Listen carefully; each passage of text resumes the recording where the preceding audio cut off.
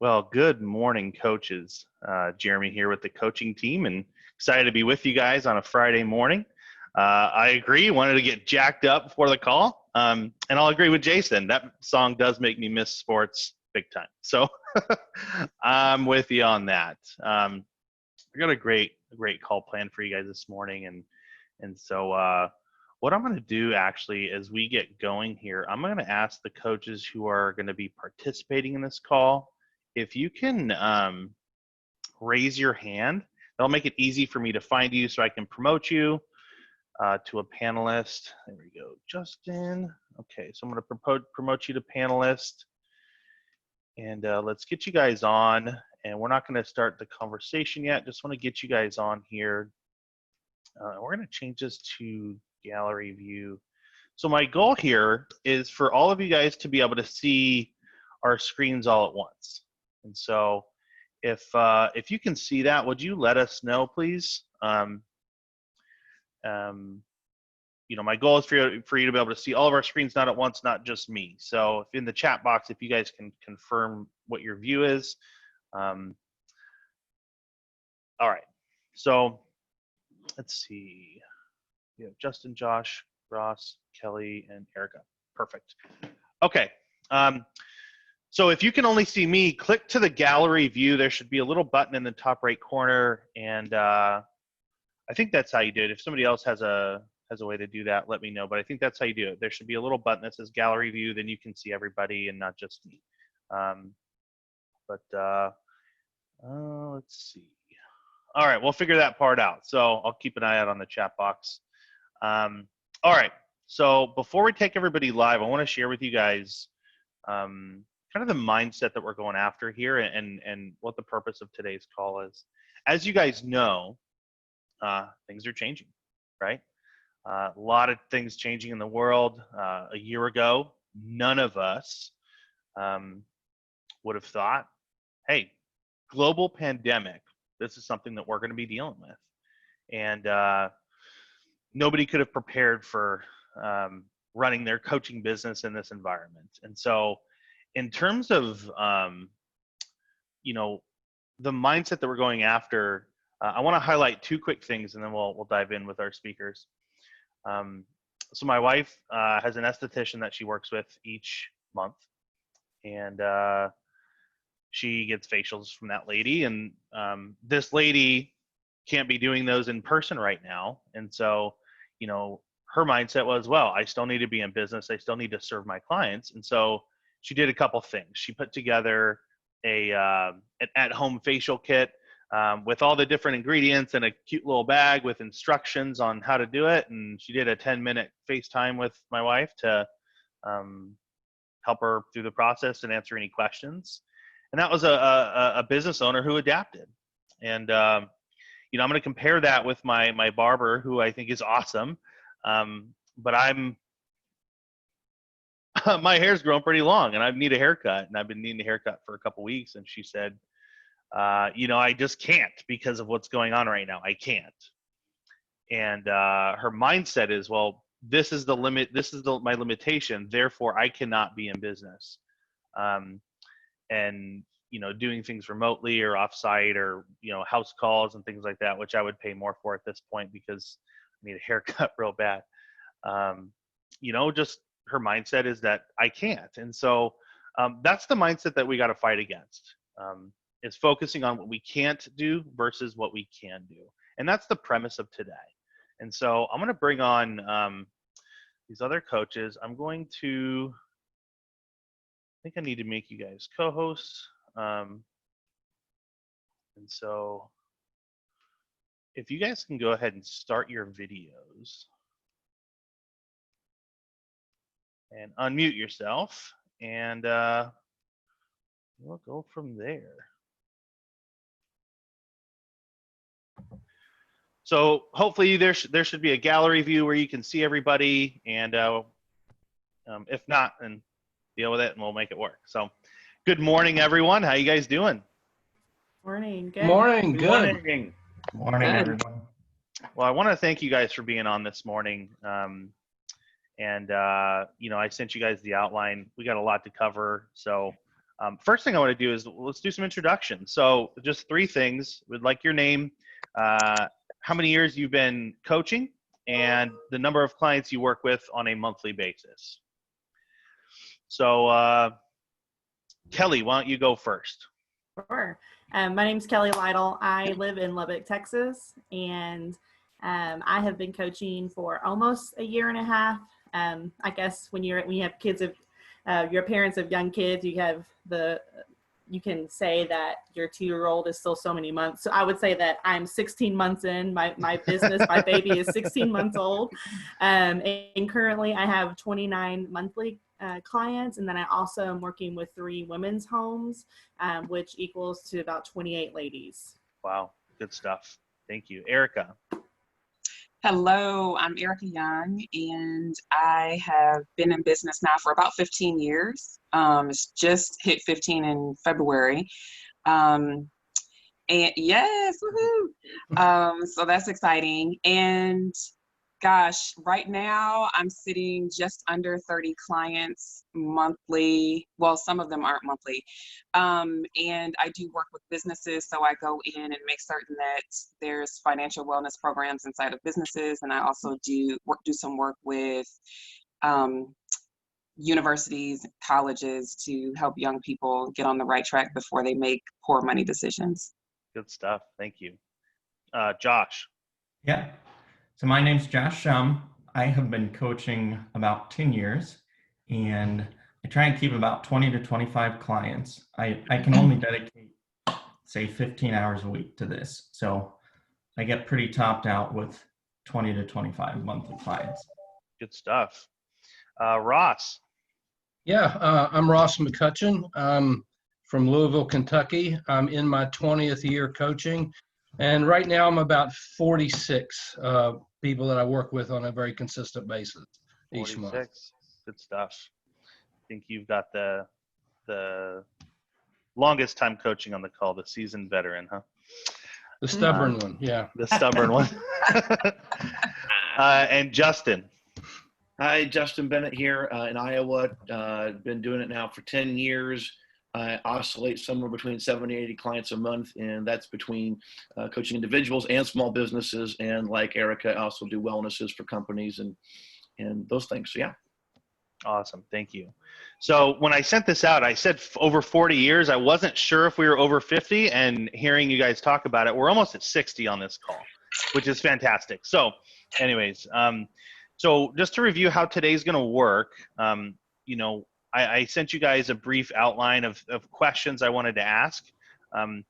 We're not going to necessarily get through it all. I'd be shocked if we got through probably even half of it because there's so much to talk about. But I'm just going to pose the questions, and it's going to be a very open, fluid discussion. So feel free to, if you have an answer to the question, then chime in. If you don't, if it's not a question you want to answer, you feel like other people added the value that you would have added, feel free to, this isn't going to be a boring panel. Okay, it's open discussion, respond to each other, ask each other questions, challenge each other's assumptions and approaches, and we're going to see what happens. So the first question that I wanted to ask you guys comes from, I do a ton of coaching sessions with coaches that are on this call, and over the last month, I mean, it's always been there, but it's heightened. I'm hearing coaches express this a limiting belief that I really wish I could get on prospect right now, but I just can't prospect. So in the last month, with everything going on, have any of you guys wrestled with any limiting beliefs about being able to prospect during a quarantine, growing your business? Have any of you guys experienced that, or are you guys just all rock stars up there and you don't struggle with that? Well, I'll start. I think the first thing I found out is that every day I'm waking up, I'm finding out today if I'm actually disciplined.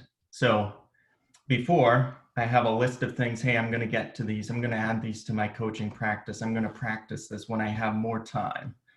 Well, guess what? My day job has me working from home now. So I have more time. I don't have that commute. So every day I ask myself, today, do I actually prove to myself that I have discipline, because the get around to it time in the future was now that's here. I have the time. And so what am I going to do? And on top of that, initially I did have the, oh man, what a terrible time to reach out to people.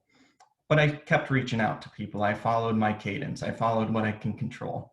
And then I found out those people really want to talk. And people are easier than ever to get in touch with. And thanks to all you guys, I guess, not reaching out currently, because it's letting me be the voice of reason and reach out to them. But in seriousness, reach out to your people. People crave interaction now. And that was a really silly initial belief. But all the time we have little false narratives that pass through our minds, and we either let them stop us or we challenge them and keep doing what we're supposed to be doing, controlling what we can control, and we go from there. Yeah, I kind of, when this sort of first hit, my first initial thought was, hey, people are in crisis mode. They're kind of peeling back, and they're looking at survival and not necessarily fixing their situation, just surviving the moment. But then after thinking through it, it's a wonderful opportunity for us to speak into that situation. And like you said, Josh, be the voice of reason and calm. And I think we can all sort of agree with that. And it is a focus that we have to get into. But I was on the call last night with Dr. Deloney, and one thing he said is, which just sort of I started thinking about here this morning, was before all this hit, I had my own habit, my own system of doing things, in my coaching practice. And now I've got 3 more people in the household on 24/7 that I'm not used to interacting with. So there are a lot more distractions. There are a lot more things that keep me from my time blocks and the things that I'm trying to accomplish each day. And so I've sort of had to, step back and refocus and create new habits for me so I can protect that time, I guess. Good. Reagan said over there in the chat box about how people are silently crying out for help right now. And I feel like that's been my experience is perhaps people aren't running to me right this very second, but I'm trying to be a consistent voice on social media in particular, to be a place of like, hey, this is information I have. As soon as I get more information, I'll give you more information about all the changing pieces that we've experienced in the last month. And so I am hopeful that just being a voice, a clear and confident voice on social media right now is going to help me even 6 months down the road, that they'll remember, oh yeah, that girl was on there constantly talking about these different things. Even though for me, I'm coming on saying, I don't have all the answers because things keep changing. But I'm just being open and honest about, here's what I think, here's where we're going. Oh, this changed, let's shift here. So I think that's helpful. Yeah, I would agree with oh, go ahead, Erica. I was just going to say, just to piggyback on that, we've been in isolation now for 5 weeks here in Indiana. And one of the very first things I did was send out a newsletter to my people like, hey guys, this is where we are. This is how, here are some ideas to help set you up for success as we enter into this crisis. And then I just committed that in the month of April, which is Financial Literacy Month, that every week I was just going to send a newsletter, just make certain that I'm continuing to talk to people. And sure, I'm going to get some unsubscribes, but I've gotten more people to say, hey, I've got these questions, or what do you think about this?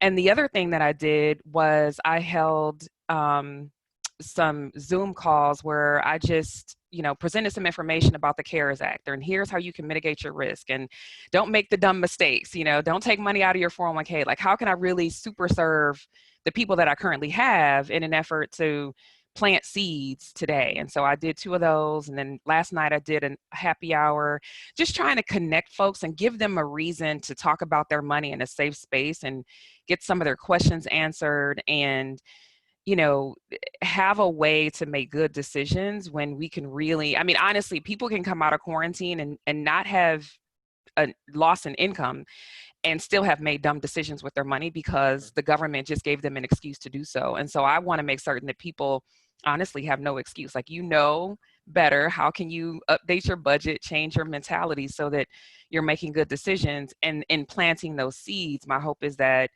all of the folks that have been on my newsletter who never really took action are ready to take action. And yesterday I got a new client. So, you never know what it's going to turn into. Yeah, I would just echo everyone's point, and really to piggyback off what Joshua was saying about controlling the controllables. That's the big thing I've been focusing on. In a sales training I went 2 years ago, I learned a phrase, what you focus on expands. And so I know me, if I start focusing on the negative, 10 minutes later, I could be in catastrophe mode going, the whole world's coming down. But if I go, wait a minute, let's focus on no different with our clients, right? What were your victories? What were your successes? Yeah, we'll talk about things that didn't go well, but let's talk about first what did go well. Mm-hmm. And if we can start with a positive framework, that definitely helps. And at least it's helped for me that way. And it's interesting, Ross talking about, adjusting, to the norms. For our house, it's been weird. We were already homeschooling. I was already working from home. So I actually have the reverse problem. I'm hearing people spending more time with their family. I feel like that part hasn't changed for me. I was hoping for more family time. I haven't got it yet. So anyway. Good stuff. There was a question that came in. I think it was from Carrie. She says, people are starving for connection. Like, okay, I get it. Where do we find these people? And so I want to lead into that question with a question. How has your messaging changed? Has it changed in recent weeks? And if so, how has your messaging changed? Some of you guys already alluded to that, but I would say with prospects, prospecting, social media, and then you're, let's keep it on prospecting because that's the focus of this. We don't want to get into clients necessarily. I actually changed my website itself and just did a banner like everybody has. I mean, honestly, I have a COVID-19 banner on the top of my website, and then it goes to a list of resources. And they can also go to my blog, which has all of the things that I've, given in terms of information to my current newsletter subscribers, and, just let them know that I'm aware where we are and I have free help for you. And so I have a free opt-in for people and a book that they can get, and, all the things, a free 30-minute session, like how can you get help without actually spending money? It's there, and the banner actually will take you to that link. For me, I guess the way my message has changed, I don't know that it's changed necessarily so much. I always try to be encouraging and positive, controlling the controllables. But through this, I've just amped that up more. Just really going out of my way to encourage and providing confidence to people that it's going to be okay, that you can get through this and you will get through this. And I think the more confident that I am in that message, the more confident or a piece that they can either get to now or soon in the future. So, for me, it's just, starting out, and that's with every conversation that I have with people, whether it's a client, a lead, a follow-up, or somebody just randomly calling me. It's more of what we continue to do. Yeah, I was listening to Don Miller yesterday, one of his podcasts from a few days ago, and he said he kind of loves the crisis because it got him to focus on what actually matters and really focus in. And I have been talking with prospects that you have bigger money questions now than probably you did before. And the moves you make with your money right now are going to help determine if you come out of this refined by this process or if your foundation gets burned up. And so we're going to find out what real foundation people are standing on. And you have two real choices. You'll freeze up or you'll fight through this.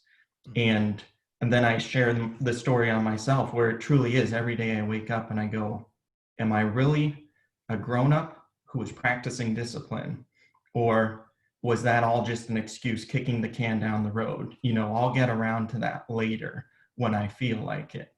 So that's my messaging change. It's more important than ever. And I think it is the time as a financial coach to be bold and speaking truth into people's lives. Not that you shouldn't always, but I think they're a little more receptive to it now, realizing the gravity of the situation. You know, I heard a saying once that facts tell and stories sell. And one of the things that I'm doing when I meet with prospective clients now is in the last 30 days, and you other coaches probably the same, I have gotten emails, calls, texts, Facebook messages. Justin, I'm so glad I met with you a year ago, 2 years ago, 3 years ago. Even if they're not debt free yet, I had one email me going, we've got one debt left. I couldn't imagine if we had what we had and COVID hit.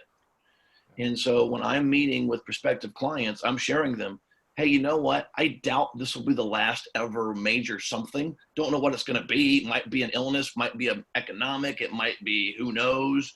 But something will come again. How would you like it a decade later to be prepared? Yeah, I think that's a really good point, actually. And that's my next step for next week is to reach out to past clients, because I've had a couple of clients say, Erica, if I hadn't worked with you, I wouldn't be able to weather this storm. And so I'm going to be specific about who I reach out to. Actually, kind of specific. I mean, I want a bunch of them, but I'm going to reach out to several of my past clients and have them do a specific testimonial about, you know, ask specific questions. How has working with Erica helped you be prepared for this pandemic? And, you know, obviously none of us, we were all blindsided, but if they were financially in a place where they can weather the storm, that is the message I want to be giving out in my next newsletters. And so they bring that content and I'm just asking the questions. And so, that's something that anybody can do. Anybody that you have worked with will be able to speak to the fact that your help before, you know, March 2020 has brought them to a place where they're in a better position. And everybody needs to hear that today. Yeah, I even have people that I started with in February and they go, whoa, in just 1 or 2 months, like, thank you so much. And to me, I'm going, man, you barely started this process. But to them, it truly has made all the difference that they got disciplined before this really hit. And one of the guys I talked to yesterday, he lost his job. He was a restaurant manager. And he says, I'll be fine. And I can look at what I can do now versus, oh crap, I just lost my job. Everything's going down. I have no handle on my finances. I don't know what's going on. And that guy, we've spent all of 3 hours together. So you can make a big change quickly. Yeah, so practically speaking for me, as far as prospecting during this time, well, one thing that helped, all last year I was part-time. So I did have a handful of friends that were stay-at-home moms that are on the internet quite a bit, that are totally on my side, cheering me on. And so anytime there's anything financially asked on any Facebook group that they're a part of, mom group, I mean, I'm in a lot of these little mom groups. It's just the nature of my world. They tag me every time. So that has not changed. I moved to full-time in January, been full-time for 4 months. And so I still have these people that are rallying behind me to cheer me on in this business journey that I'm on. And so they're still tagging me in all these little financial questions. So you can imagine that the uptick of that has happened like way up over the course of March. And so just practically speaking and prospecting, as I'm tagged in those things, I'm just answering questions. You know, everybody has these questions right now about what's happening and what should I do and how should I pivot and all these things. And so that is what I'm offering and bringing to the table right now as far as prospecting goes. I even had someone last night, multiple times actually over the course of the past 2 weeks, but last night say, I answered a question just about how the stimulus check works. That's all I did. I just answered the question. And of course I've gone out and done my research, because at first I was like, I don't know how this thing works. Like, how does it apply to taxes? I don't know. I got to figure this thing out because people are going to be asking. And so I did the research and I'm just responding to people, basic questions. And then it's leading to them saying, hey, I'm going to private message you. And all the while, my friends are making comments, reach out to Kelly, reach out to Kelly. Kelly's great. Da, da, da, da, da. These are not clients of mine. They're just my friends that are rallying behind me to help, you know, grow my business. Because obviously I'm the baby coach of the 5 of us. And so that is something very practically speaking that I have these people in my corner tagging me as much as possible, And that's helped to start conversations with multiple people over the course of the last 4 weeks. Good. So two coaches have asked essentially the same question, Brad and Carrie. But Brad is a little bit more detailed about it. He says, for those of us that have been in the business a very short amount of time and have not yet built a large number of contacts or followers, how do you suggest reaching or meeting people to have meaningful conversations with? And as Carrie put it, where do you find the people? Right? I think that's what a lot of new coaches are asking. If I've been doing this for a decade, I've talked to, how many thousands of people, but I started this 2 months ago. I'm at home. What the heck do I do? Actually, what do I do? Yeah, I was thinking about that last night preparing for today. Okay, if I was a brand new coach, not 10 years in, I'm a brand new coach, what would I do? I would contact every ELP, every SmartVestor Pro, every mortgage person, every banker, every marriage counselor, pastor. I hope pastors marry people. I don't know, but I would just, anybody who's around anybody, because they're connecting through Zoom and everywhere else, they're going to be more receptive than ever to find out, hey, here's what I do. Here's how I can help your clients in this time. And guess what? If I can help your clients, that might mean they're going to stay with you. They'll retain with you, not go somewhere else. How could I find value to add to them? I want to go to where the movers and shakers are in the business. One of the things I've already begun to do is, speaking of business, is go to business leaders and saying, hey, whether it's now or when the COVID virus passes, I just had one of my current clients right now works for law enforcement, has 345 people in his department. And I said, man, you're really loving this. You've referred several of your clients this way. What about having me come speak to your entire department? Oh man. And that's all I said. He's like, oh my gosh. And then after you do that, I'll have you go speak to all I did was say, hey, what about? Yeah. I didn't go into some long, hey, I've 10 years in coaching and 5 million. I didn't get in this big resume. I just said, what if? Because everyone's so receptive to help right now. And so if it's me, I'm going to double down and call as many people. If I'm brand new, because I don't have the clients, I should have the time to make calls that we can meet on Zoom. And everyone's Zooming now. So I think Zooming is a pretty normal thing. So that's what I'd be doing. Yeah, one of the things that I've done in the last 2 years, so that's new to me, is get on podcasts. People are always looking for podcast guests. And so I reached back out to all of the podcasts that I've been on. So I've been on like over 36 podcasts, and I reached out to all of them and said, hey, so I want to help the people that follow you to recover well from this quarantine season. And so I just pitched an idea of a topic, and already, I pitched it on Wednesday morning or Tuesday night, and I've already got 8 people scheduled that's booked for podcasts, and that's their audience. You just are talking to the people they always talk to.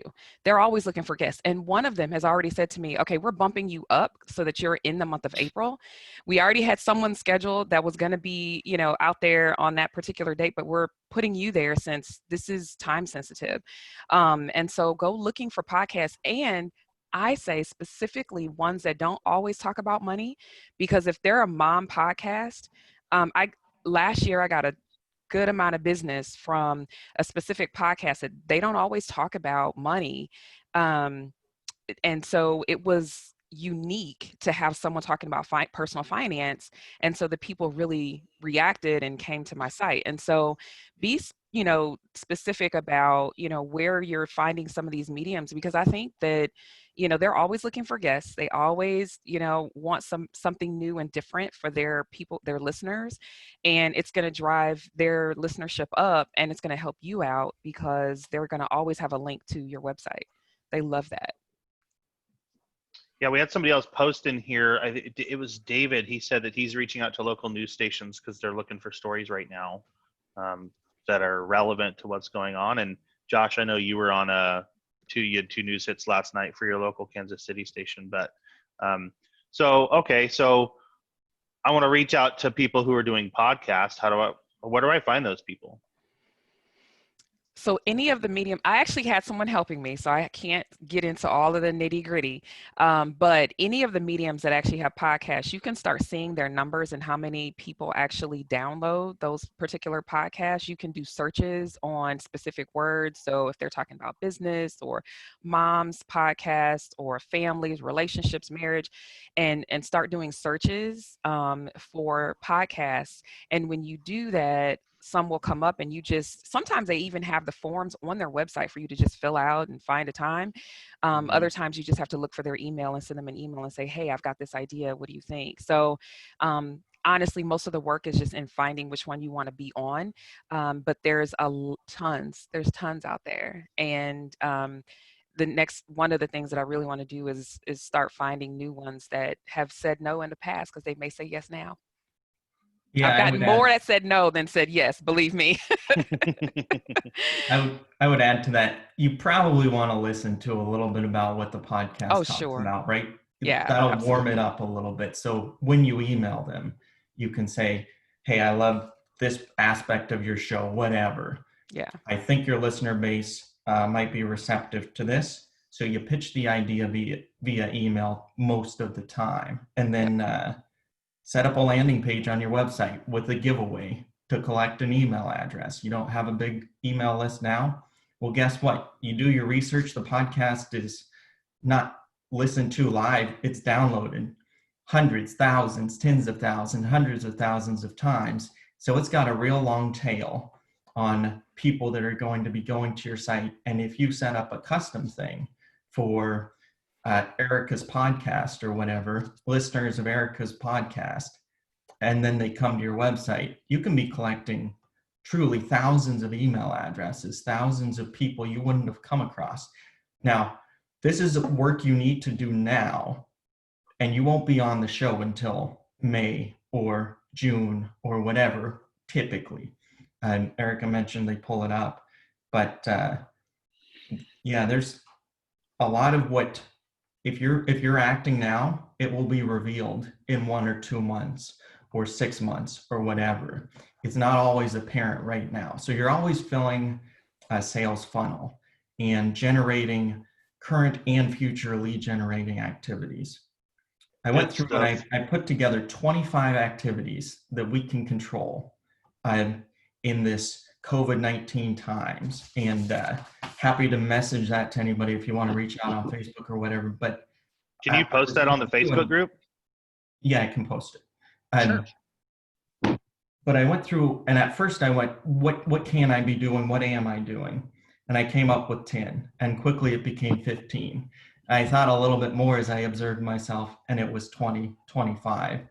And so there are lots of things you can be doing, and you don't need to be doing all of these things. I appreciate focusing on what you're good at, but even as a new coach, this is not limited to you need a huge email subscriber base or anything like that. This is things we can control and really affect how we get clients, how we talk to prospects, all of these things. Well, and I was going to just throw that in there too, for those of you who are new coaches and you're thinking about, I've got 3 emails, what do I do? Well, the great Greg Pear always says, what's one thing I can do today to impact my business today? And so what if you just made it a goal to get 1 new email address a day, just 1? And that's 365 emails in a year. And how many of those emails could lead to new emails? And you look up 5 years later and you go, whoa. And it's all about building habits. I think Joshua multiple times has mentioned discipline, which is, everyone loves to talk about it, but it's hard to do. That's why we, our coaches, do what we do. And I would just say, make it a goal. And I would also say, make a contacts goal. When I first started, I said, I'm going to have X number of contacts a day. And that was it. And whether it was 10 contacts a day or 20 contacts a day or 5, I had that as a goal. So kind of like when Joshua said those 25 controllables, I love that idea.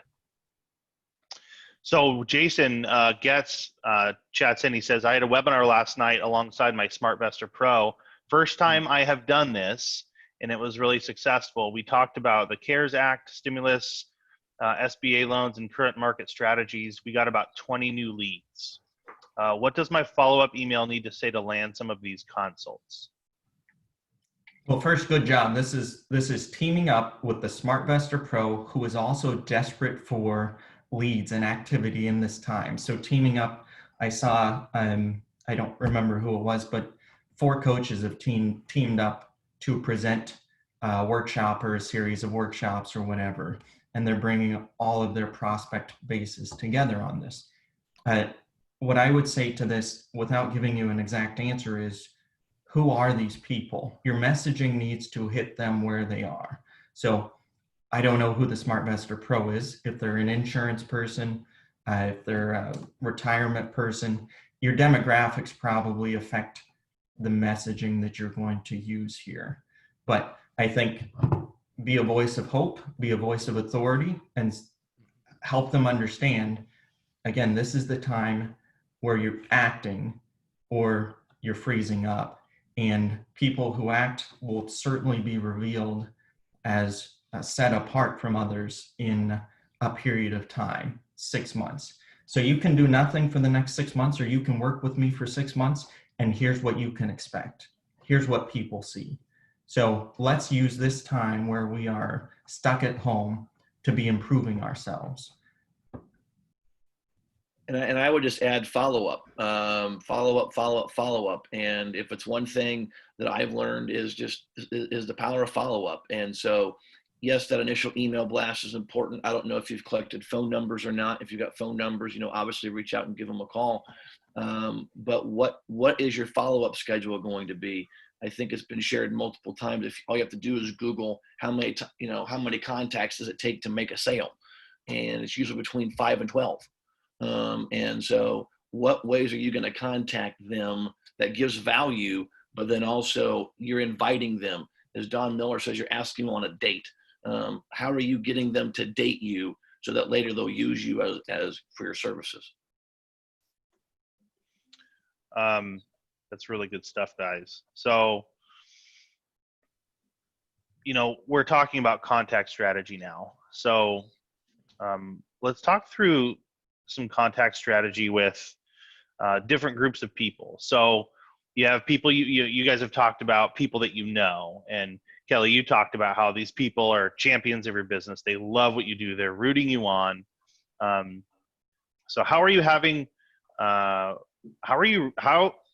think about when you first started, if you can go back, how did you get the word out to people that and did you just tell them? Did you ask them for something specific? Did you just, what did you do to add value to people that and how did you create something like that? Did it just organically happen?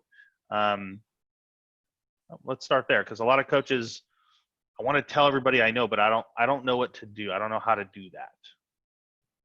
I think I'm naturally pretty connected in my church community. And so I would say a lot of these people that are on my side cheering me on are my small group from my church, some women that I have been doing life with for a long time, women that knew that financial coaching was a dream job of mine. And then when I actually made the jump to do it, they never actually said, how can we help grow your business? So it honestly just kind of started happening. And then as there's 2 girls in particular, actually there's 3, but one in particular that she started commenting my name on lots of things. And so then I finally came back and said, hey, can you add this when you make this comment? And she's like, absolutely. What else do I need to add? What can I do? And just as a way to, again, open the door even further for me, instead of just tagging my name only, now she's commenting, something. And I've never, again, they're just friends of mine. I've never coached them. Sure. We've had conversations and they do kind of the Dave Ramsey thing. And so we've talked about it. She trusts me. We're good friends.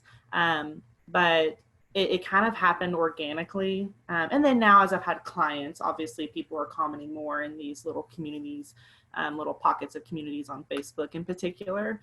But yeah, I'm just very open on social media platform about what I'm doing and my journey. And even my first launching, that first post that I made about, hey, this is what I'm doing. I'm leaving my banking career and I'm doing this thing. that that had a ton of people liking and sharing and excited and whatnot. So I think, if you haven't, even as a new coach, if you haven't made that first post on social media, I think that that's critical. That gets the word out of what you're doing, and then just keep going from there. I did not have a Facebook page yet. I don't even have a website yet, y'all. So don't let that hold you back. I hear these people say websites and stuff, and I'm like, oh, shoot, I need to write that down. I need to get my website up and running. But in the meantime, I'm just still working. I'm just still hustling, so I have a Facebook page now and Instagram page, and even those are kind of pathetic, but I'm working on it. So yeah, I just have people, your friends, maybe it's 2 of your best friends that obviously everybody's online right now. Ask them, hey, can you just be on the lookout for posts or anything, or invite me to a group. If you see a lot of people chatting about financial things, invite me. I want to be able to comment. And so that's kind of how it's happened for me over the last year. I'm so glad you said that, Kelly, that you don't have a website yet. And, because you've left one career to do this one full time. And I think that is a huge barrier that people, they spend so much time doing the stuff of creating this image of a business, but you've created one obviously because you're making money at it. And right now is the time to go make the business. It's not the time to be behind the scenes creating this website. If it isn't there, go help and serve people. And I was just going to say, call everybody you know. The very first thing I did when I started my business was I reached out to every person I knew. I said, hey, can I get your contact information? I'm going to send out some information to you. Got their email, their snail mail. Right now, people might like getting something in the mail, and, just finding ways to connect with everybody, especially since we're not able to see them face to face. They'll pick up the phone. I mean, what else do they have to do?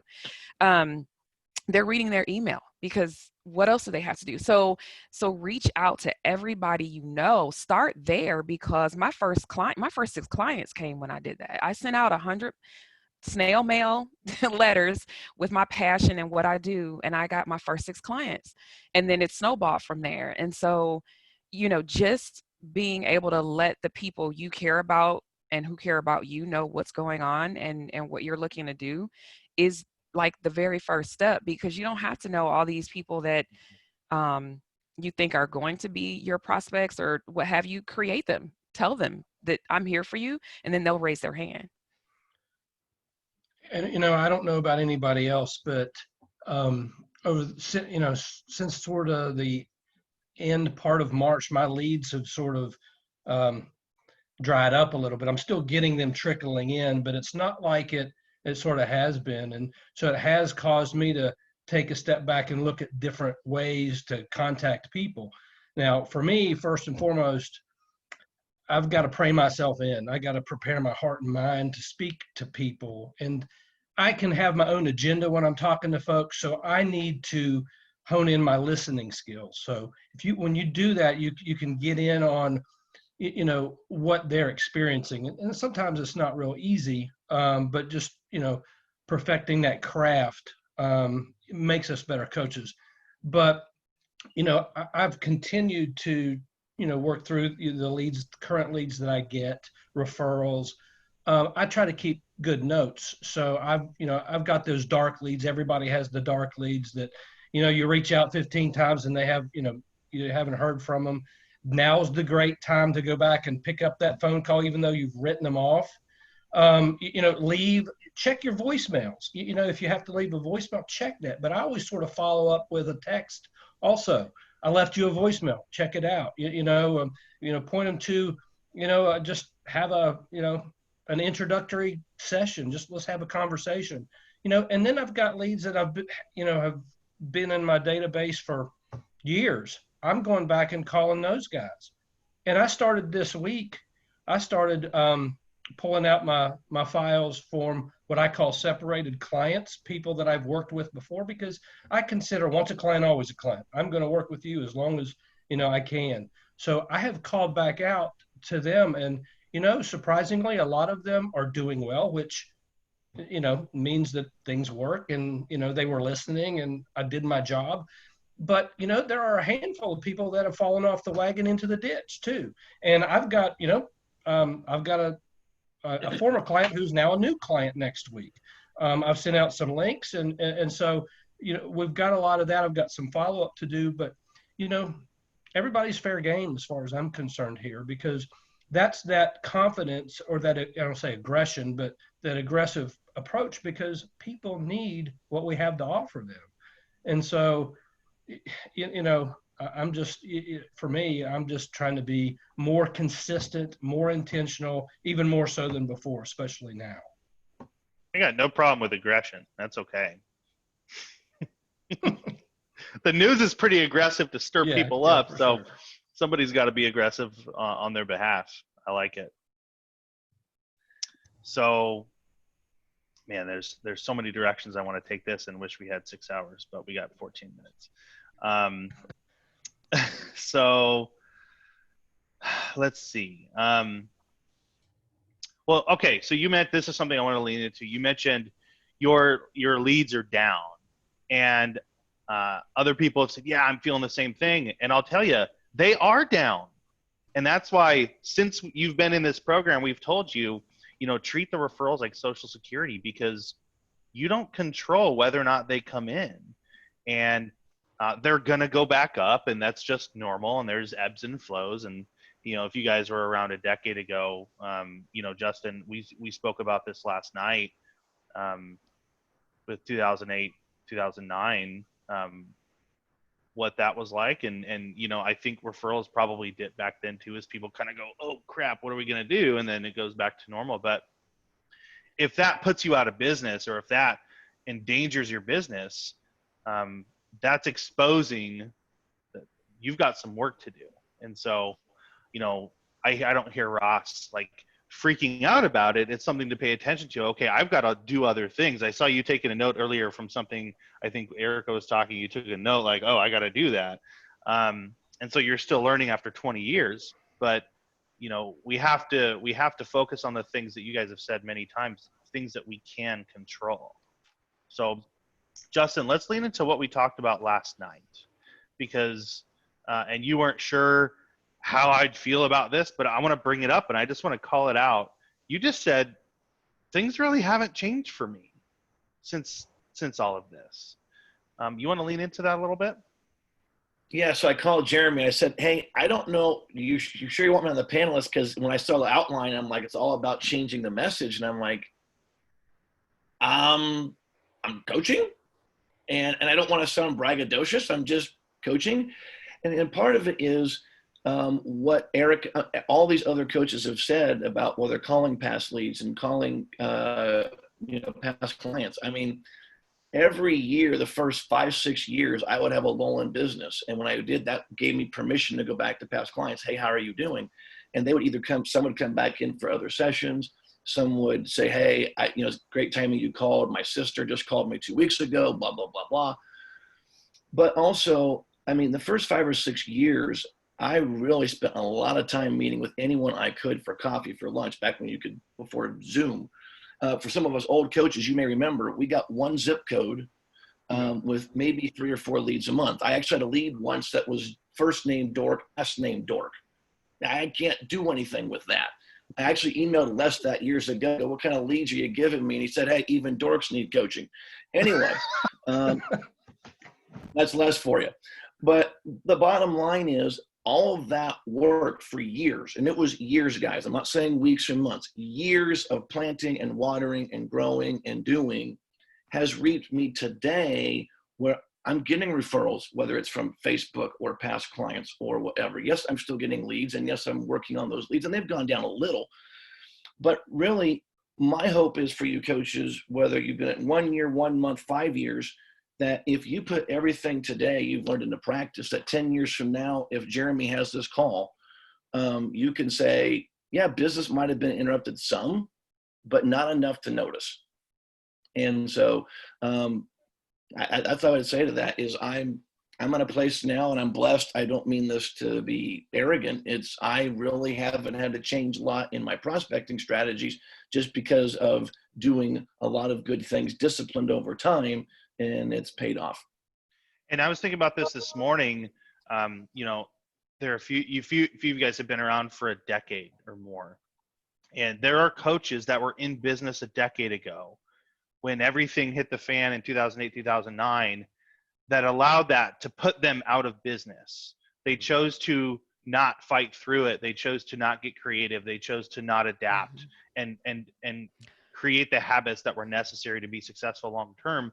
And those people now say, you know, I tried that coaching thing, but the business just people don't want to pay for it when they're stressed or they're worried about their money. And so you guys are living proof that that's not true. But there are people on this call in this program now that are going to take this as an opportunity to create the habits, to learn the disciplines, and to become successful, so that in a decade, when the next thing happens, we have a whole new slew of people on the call with you guys. And other people will say, you know, when the COVID hit, I tried the coaching thing, but with COVID, people just didn't, they didn't want to pay. So the business didn't really work. Yeah. You know, that will happen. That's so good. I appreciate hearing that too, because I was in business back then and I was scared. I mean, honestly, I was like, what in the world is going on? But the one thing I want to say is do not give up. Like, don't give up. Don't give up on the people that you're called to reach. Don't give up on the dream that you have on the inside of your heart. I mean, we didn't get here in terms of our finances by giving up. We had to like follow through. And so, I mean, I was scared. Back then I was in a depressed market. I was in Phoenix at the time. So that was honestly a hot mess. And I had to wait it out. And then a couple of months later, like, you know, after like 6 months of a drought is what I felt. People really, that's when stuff really began to take off, because they had made dumb decisions and they needed help. And so things really began to pick up after the storm. And so I'm anticipating similar here. And so you just have to be ready for that. So do not give up. You know, you're planting seeds. Find ways to plant seeds. Somebody will raise their hand. Be a big time servant to these folks. Get your information, have something to say, learn something new, and give that information away.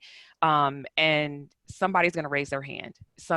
Somebody needs what you have to offer, and you just have to find ways to go find those people. That is just, do not give up on all of the work that you're doing, because it will produce fruit. And I want to really piggyback what Erica said. There was a question by Kristen a moment ago that I could answer on that.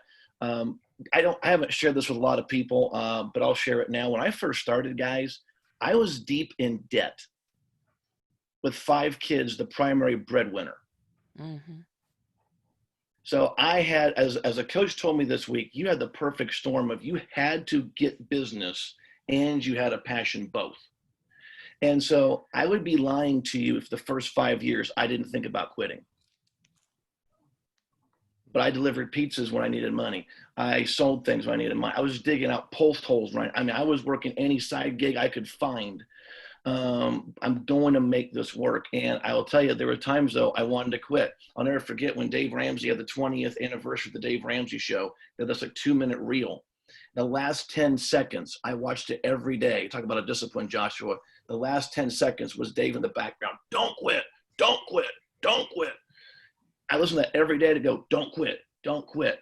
So I'm going to tell you, even though I have these stats that I can brag about now that God has allowed me to have, oh my gosh, guys, there were so many times I about pulled it, because how am I going to feed a family? And by the way, I've got my own debt snowball I got to figure out how to do in this mess. So it can happen. But I want to answer Kristen's question, because I think it's a good one. And her question is, I get access to a lot of leads, but I'm resistant to reach out as a very new RPC. How do I handle questions? Well, as I'm going through some of the FCMT videos, because I wanted to see what you guys are seeing as newer coaches, I love what Chris Hogan, I think it was Chris Hogan, maybe it was Les Nia now, said, that you already guys know 95% more than most of the clients. It comes so easy for us. And I don't have all the answers either today. So here's a phrase I've learned. Don't be afraid to call them. But when they give you a question you don't know, hey, you know what? That's a great question. I'm going to find out. Can I get back to you later today? People would rather you say that than act like you know it and find out later you really never did. And I'll give you a case in point. One of my first clients was a senior vice president from a Fortune 500 company. I mean, he makes more money than probably everyone on the call. And he asked me the question point blank in the consultation. Have you ever coached someone with this level of income and this high up in the totem pole? No. I go, but I'm happy to learn. He goes, don't worry. We put the pants on the same way. Like, I don't know how you put your pants on, but okay.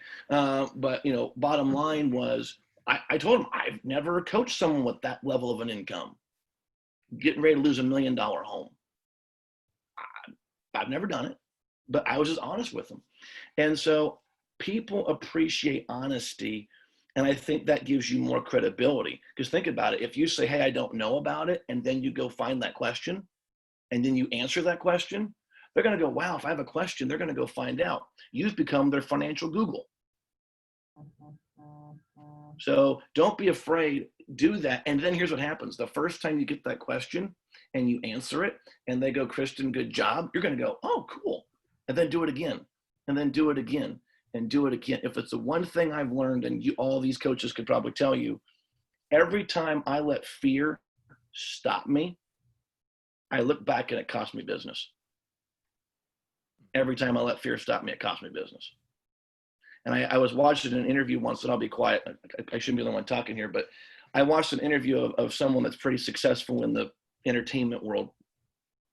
And they asked him, how did you get successful? And he goes, the only difference between me and everybody else is I had the same fear. I just did it anyway. And it's easy. I'm a high D, so I just go do it. Not everyone's a high D. You're like, Justin, I'm an S, I'm a C. I don't just jump in. But I'll just let you know, walk cool, jump in. It's a party. And don't quit. Erica's right. And then, as someone once said, punch fear in the face and start. I really appreciate that. Oh, sorry. Go ahead. I think something important to remember too, coaches, is that we are in the midst of crisis, but there are people who are not in the midst of crisis. My husband's a firefighter, so he's essential. He's out working. My job has not changed either. So like nothing's really changed in my world except that my kids are home from daycare, and that creates some chaos in my home. But like there are a lot of people who this is truly not affecting. And I've gained 4 new clients over the course of the last 3 weeks, and it's because they're not affected, you know? So don't forget that. I know it's a lot of heavy talk about how do we do this? We're in a weird world right now. How do you know, there are people who are normal folk that are still working and making great income right now. Maybe income's even gone up, that need our help too. So don't forget that it's not all just crisis mode. So that should help you maybe lean into those leads too, that you may have that might be in a good spot that needs your help.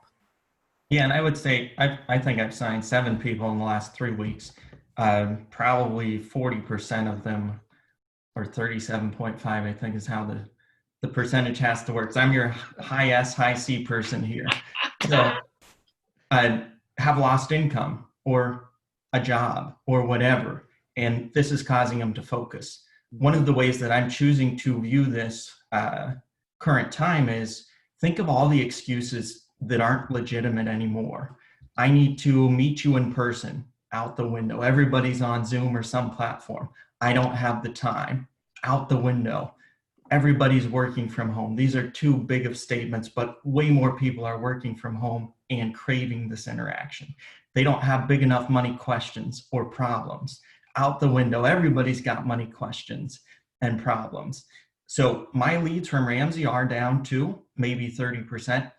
My conversion rate is way, way up because people understand if your messaging is good, and this is what Justin said about telling people, I don't know. Don't tell them I don't know and then ramble on about something for 30 seconds or a minute. You seem more competent almost the less you say when you're really authentic and you just say, I don't know. Same thing with your voicemail, same thing with probably your Facebook posts and stuff like that. Social media is a little different, but the authority usually says more in fewer words than just trying to talk around it. And what's really good there is that leaves you more time to listen. And when you listen, then you can ask better questions. So to the question about investments, I usually say this is something that really is best answered in the context of your entire financial situation. And very often people become clients because they go, yeah, I do need a whole financial checkup. And so whatever the question is, whether it's a Ramsey lead or a ask a coach type thing, back up. They're focused on this at the moment. And I tell them I'll get to that, but help me frame it up. You're supposed to be the expert, the authority. You don't have to be pigeonholed by their specific thing and only talk about that. Help them see the bigger picture. That's really good stuff. So we're out of time, guys. I want to leave you with two things. As I was looking at the questions I wanted to ask you guys, Kelly, you inspired a question. We don't have time to get into the story, but you posted on the Facebook group how you guys were talking about acting in spite of fear. You talked about how you did your first, I think, live stream on Instagram or Facebook or something, and you said I was scared, but I did it anyway. And so, you know, that's the question that came out of that was, how have you stepped outside of your comfort zone? So we don't have time to get into that. We're going to do that on another call. But we have the next call coming up on the 29th. It's a Wednesday. We have David Volzer, Matthew Paul, Tracy Schunkweiler, Joshua Schoombs coming back, and then Jay Thomas on this call. So I just want to thank you guys. This was, I've seen multiple people saying this is the best RPC call we've ever done, and I have to agree on that. So thank you for being willing to share and be real and be vulnerable.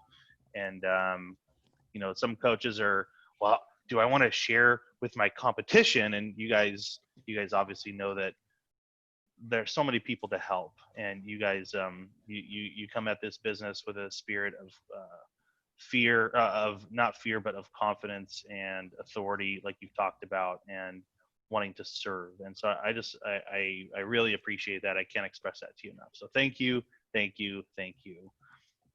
We'll talk to you guys on the 29th. Have a great Friday.